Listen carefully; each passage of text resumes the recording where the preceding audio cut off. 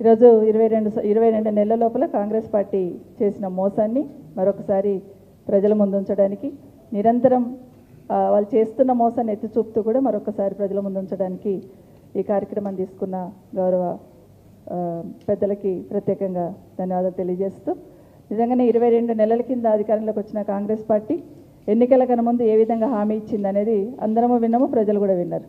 కేసీఆర్ గారు 10 సంవత్సరాలు ఒక్కొక్క వర్గాన్ని ఎంచుకొని వారికి కావాల్సిన సౌకర్యాలు కల్పించుకుంటూ వస్తూ ఉంటే 22 నెలల్లో ఒక్కొక్క వర్గాన్ని ఎట్లా మోసం చేయొచ్చు అనేది ఈ కాంగ్రెస్ ప్రభుత్వం చూపించింది.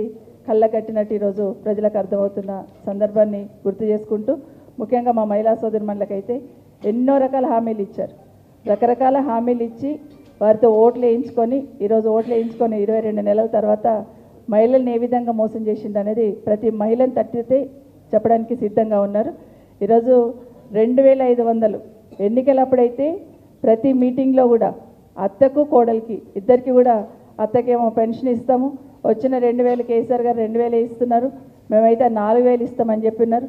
అట్లే కోడలికైతే 2500 ఖచ్చితంగా ప్రతి నెల ఇస్తామని చెప్పి ఇంటింటికి వెళ్ళి గ్యారెంటీ కార్డు ఇచ్చి మరీ వాళ్ళని కార్డు భద్రంగా లాకర్లో దాచుకోమని చెప్పి మరి ప్రచారం చేసుకొని ఓట్లు వేయించుకున్న సందర్భం తెలంగాణ రాష్ట్ర ప్రజలు మర్చిపోరని ఒకసారి గుర్తు చేస్తూ ఉన్నాను.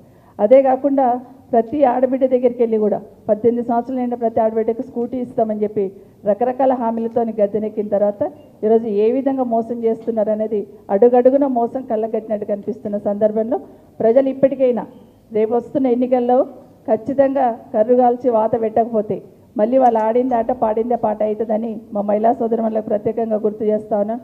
పండగ వచ్చిందంటే, దసరా పండుగ వచ్చిందంటే ఆడబిడ్డల పండుగని సంతోషపడుతూ ఉంటారు.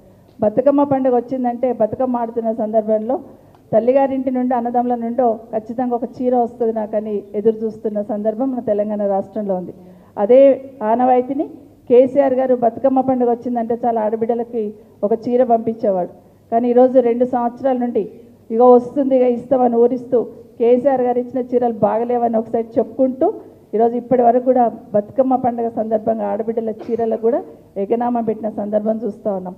ఇంకొక మాట చెప్తూ ఉంటారు ఈ ప్రభుత్వం, మాటకు ముందు 1 కోటి మంది మహిళలను కోటీశ్వరులను చేస్తామంటూ ఉంటారు. 1 కోటి మంది మహిళలను కోటీశ్వరులు దేవుడరుగా కానీ 1 కోటి మంది మహిళలను గేట్లు దుంగేటట్టు చేసిన సందర్భం అయితే తీసుకొస్తూ ఉన్నారు. ఒక యూరియా బస్తా ఇవ్వలేక ఆడబిడ్డలు కూడా ఈరోజు గేట్లు దుంకిస్తున్న సందర్భం చూస్తూ ఉన్నాం. బిందె పట్టుకొని రోడ్డు మీదకి వస్తే గౌరవం ఉండదు, బిందె పట్టుకొని రోడ్డు మీదకి వస్తే ఆడబిడ్డల ఆత్మగౌరవం దెబ్బతింటుందని ఆలోచనతో కేసీఆర్ గారు మిషన్ భగీరథ కార్యక్రమం చేస్తే ఈరోజు ఒక యూరియా బస్తా కోసం రోడ్లెంబడి ఆడబిడ్డలను పరిగెత్తిస్తున్న ప్రభుత్వం ఈ కాంగ్రెస్ ప్రభుత్వం. ఖచ్చితంగా ఈరోజు 2500 చొప్పున లెక్కేస్తే 44,000 రావాలి. ఈరోజు ఓటు అడగడానికి మీ దగ్గరికి వస్తున్న ప్రతి కాంగ్రెస్ నాయకుడిని, ఎందుకంటే ముఖ్యమంత్రిని నిలది పట్టుకోలేరు కాబట్టి నాయకుడిని 44,000 మీరు ఇచ్చిన తర్వాతనే మా ఇంటికి గడప దొక్కండి అని నిలదీసేటట్టు ప్రతి ఆడబిడ్డ కూడా ముందుకు రావాలి. ఎందుకంటే ఆ విధంగా మోసం చేస్తున్నారు.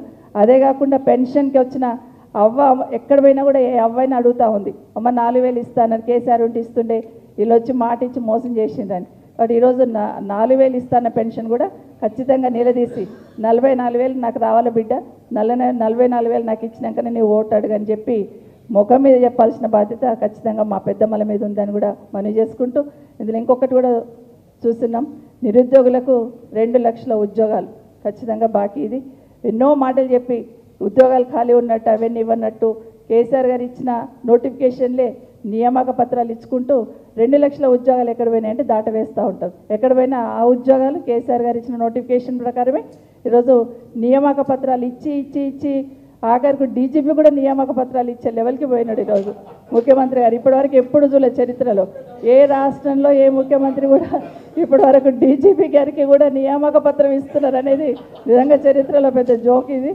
ఎప్పటికీ అసలు పొద్దున్న లేచినప్పుడు నేను అనుకుంటున్నాను ఆయన ముఖ్యమంత్రి గారు ఇచ్చారు, డీజీపీ గారు ఎట్లా తీసుకున్నారు ఆ పత్రం అని నేను నిజంగానే ఆశ్చర్యపోయినాను. సో నిజంగా అంటే అట్లా ఇచ్చి అంటే అన్నిట్లో కూడా ఏదో ఒక రకంగా నటన, మోసం, దగ అనేది ఖచ్చితంగా కనిపిస్తుంది ఈ ప్రభుత్వంలో. ప్రభుత్వం నిలదీసే బాధ్యత ఖచ్చితంగా తెలంగాణ రాష్ట్ర ప్రజల మీద తెలియజేసుకుంటూ జై తెలంగాణ, జై కేసీఆర్.